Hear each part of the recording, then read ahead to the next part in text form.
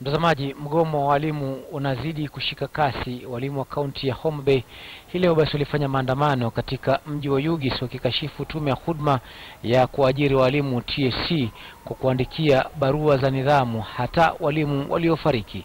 Ni taarifa iliyoandaliwa na Frank Otieno.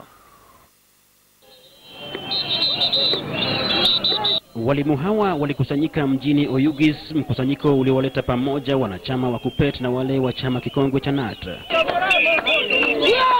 huku wakimlaumu vikali mkurugenzi wa tume ya TSC tawi la Homa Bay Bi Dosayana Ahinduha kwenye hatua iliyochukuliwa na TSC kuandikia barua za nidhamu walimu wakuu waliokataa kufungua shule kutokana na mgomo wa walimu unaoendelea. She was the first one to sign show cause why letters to teachers, even those ones who had died.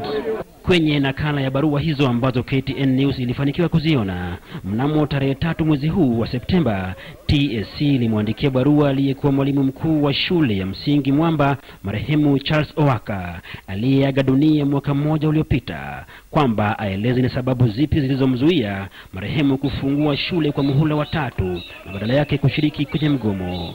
Jambo hilo limewaghadhabisha sana walimu hawa na kusema kwamba TSC haina nia nzuri kwenye mchakato huo wa nyongeza yao ya mishahara. We are very sorry about what is going on here, but we are telling the country that after being awarded by the court, we shall not go back and we shall wait for that money and we are ready for anything.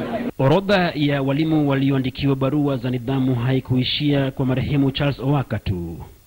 Marehemu Johnston Jairo aliyekuwa mwalimu mkuu wa shule ya msingi ya Mang'ang'a aliyeaga dunia Februari mwaka huu huko Rachuonyo Kusini, pia aliandikiwa barua aeleze ni kwa nini asichukuliwe hatua kwa kushiriki kwenye mgomo. Wengine ni mwalimu Ojuok Okoth aliyeandikiwa barua kwenye kituo chake cha zamani shule ya sekondari God Agulu, huku yeye sasa hivi ni mkuu wa shule ya sekondari Kojwach. Hatua hiyo ya TSC kutoa nyaraka za kukanganya imeshtumiwa na chama cha wakuu wa shule za sekondari nchini kwenye mkutano na wanahabari jijini Kisumu uliohutubiwa na mwenyekiti wa chama hicho John Awiti, ambaye ni mkuu wa shule ya St. Mary's Yala. There is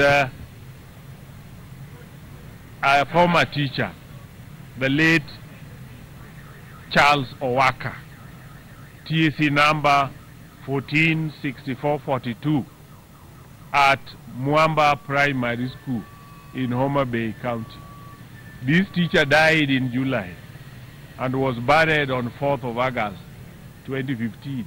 Hata hivyo, KTN ilipomhoji Bi Ahinduha kwa njia ya simu alikanusha taarifa hiyo, akisema kwamba nyaraka hizo ni ghushi na kwamba yeye aliwaandikia nyaraka walimu walio hai na wala sio waliofariki.